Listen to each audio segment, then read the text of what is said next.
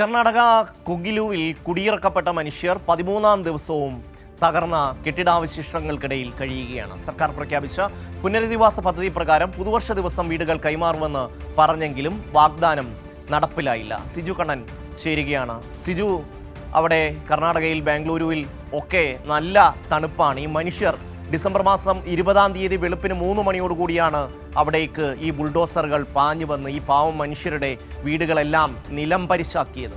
ഇത്രയും ദിവസവും അവരവിടെ തന്നെ കഴിയുകയാണ്, ആ ഭൂമി വിട്ടുപോകുന്നില്ല. എങ്ങനെയാണ് ഇപ്പോൾ അവരുടെ ജീവിതം, അതുപോലെ തന്നെ ഈ വാഗ്ദാനം, വീട് നൽകാമെന്ന വാഗ്ദാനം എന്തായി?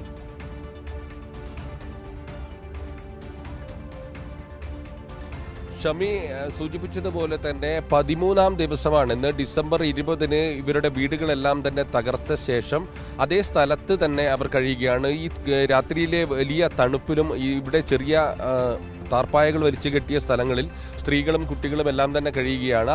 ഇവർക്ക് മറ്റെവിടെയും പോകാൻ സ്ഥലമില്ല എന്നുള്ളതാണ് ഏറ്റവും പ്രധാനപ്പെട്ട കാര്യം. 30-40 വർഷമായി ഇവിടെ താമസിക്കുന്ന കുടുംബങ്ങളാണ്. 200ഓളം കുടുംബങ്ങളുടെ പ്രതീക്ഷകളും സ്വപ്നങ്ങളുമാണ് ഈ ബുൾഡോസർ കയറ്റി തകർത്ത് കളഞ്ഞത്.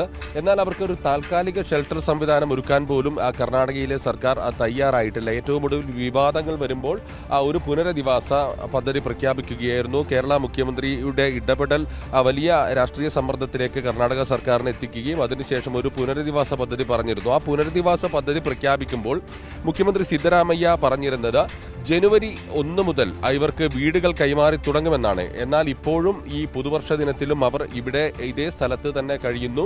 ഈ പുനരധിവാസ പദ്ധതി പ്രകാരം വീടുകൾ ഒരാൾക്കും കൈമാറിയിട്ടില്ല. അതിൻ്റെ പരിശോധനകൾ ഇപ്പോഴും കൃത്യമായി പൂർത്തിയായിട്ടില്ല എന്നാണ് മനസ്സിലാക്കുന്നത്. ഈ വീട് കൈമാറും എന്ന് പറഞ്ഞ സ്ഥലത്ത് അവിടെ നിർമ്മാണം പൂർണ്ണമായും പൂർത്തിയായിട്ടില്ല എന്നാണ് മനസ്സിലാക്കുന്നത്. വാഗ്ദാനം മാത്രമായി അത് അവശേഷിക്കുന്നു.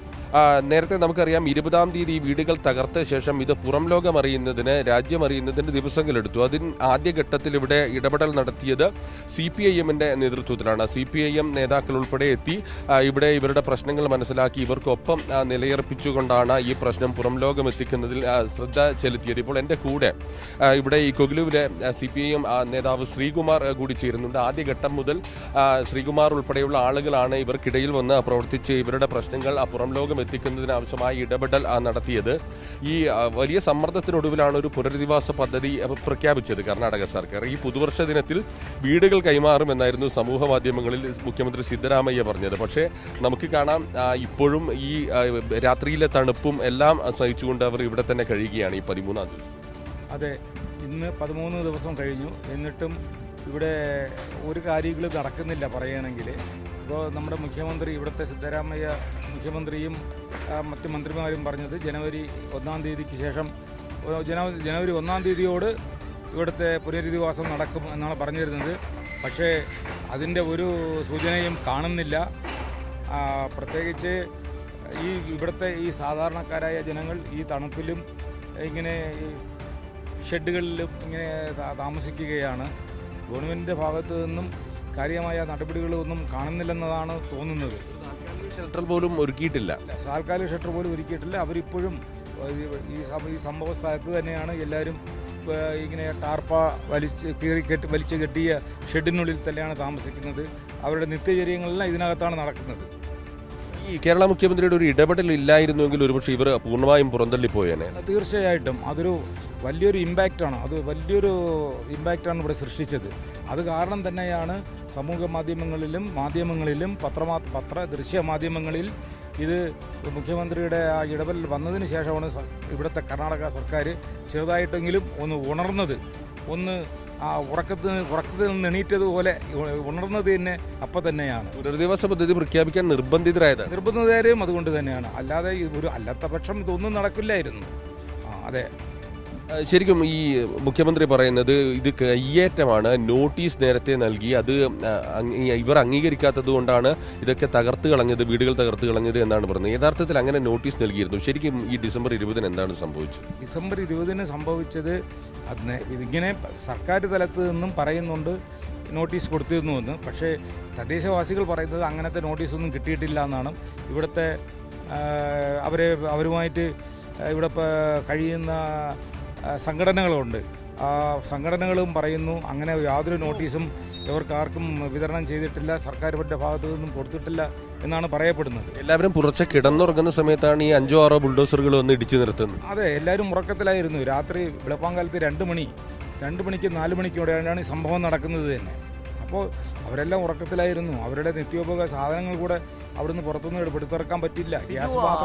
ഗ്യാസ് കുറ്റികൾ മാത്രം. പുരുഷന്മാർ ഈ സുബഹ് നിസ്കാരത്തിന് പോയ സമയം നോക്കി, പുരുഷന്മാർ പള്ളിയിലേക്ക് പോയ സമയം നോക്കിയിട്ടാണ് ഈ ബുൾഡോസർ അവിടെ കയറ്റിയത്. ആ രീതിയിലാണ് അവർ അതിനെ കൈകാര്യം ചെയ്തത്. അതായത് വെളുപ്പിന് പിന്നെ സുബഹ് നമസ്കാരത്തിന് പോകുന്ന സമയത്തായിരുന്നു ഈ ബുൾഡോസറുകൾ. പുരുഷന്മാരാരും വീടുകളിൽ ഇല്ലാത്ത സമയം നോക്കിയായിരുന്നു അവർ ഈ ഓപ്പറേഷൻ നടപ്പിലാക്കിയത്. അത് മാത്രവുമല്ല സിജു, ഈ ചേരി നിവാസികളോടുള്ള കോൺഗ്രസിന്റെ ഒരു പിന്നെ ഇഷ്ടക്കേട് നമുക്കറിയാം. അടിയന്തരാവസ്ഥക്കാലത്ത് തുർക്കുമാൻ ഗേറ്റ് സംഭവം നമുക്കറിയാം. ഡൽഹിയെ സൗന്ദര്യവൽക്കരിക്കാനുള്ള സഞ്ജയ് ഗാന്ധിയുടെ ശ്രമത്തിന്റെ ഭാഗമായിട്ട് 10-20 മനുഷ്യരെ വെടിവെച്ച് കൊന്നതാണ്. അവർക്ക് ഈ ചേരി നിവാസികളോട് പണ്ടേ വെറുപ്പാണ്, കാണുന്നത് പോലും ഇഷ്ടമല്ല.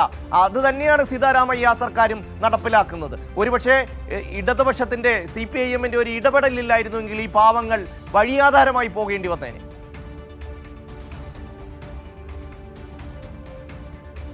ഷമ്മി സൂചിപ്പിച്ചതുപോലെ തന്നെ പൂർണ്ണമായും ഇവരെ തെരുവിലേക്ക് വലിച്ചെറിയുന്ന ഒരു സാഹചര്യമായിരുന്നു കണ്ടത്. ഇവരോടുള്ള ഒരു സമീപനം, കർണാടകയിലെ കോൺഗ്രസിന്റെ സമീപനം എന്താണ് എന്ന് വ്യക്തമാക്കുന്നതായിരുന്നു ഈ സംഭവം. ഇപ്പോൾ സംസാരിച്ച ശ്രീകുമാർ, CPIM നേതാവ് ശ്രീകുമാർ ഉൾപ്പെടെ പറഞ്ഞത് നമ്മൾ കേട്ടു.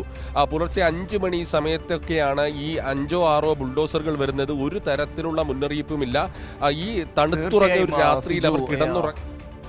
അങ്ങേറ്റം മോശപ്പെട്ട അല്ലെങ്കിൽ കാരുണ്യമില്ലാത്ത കഠിന ഹൃദയർക്ക് മാത്രം സാധ്യമാകുന്ന ചില കാര്യങ്ങളാണ് കർണാടകയിലെ കോൺഗ്രസ് സർക്കാർ നടപ്പിലാക്കിയത്. CPIM വളരെ കൃത്യമായ വിഷയത്തിൽ ഇടപെട്ടതുകൊണ്ട് ആ മനുഷ്യർക്ക് ഇപ്പോഴും എന്തെങ്കിലും ഒരു പ്രതീക്ഷ അവശേഷിക്കുന്നു എന്നുള്ളതാണ്.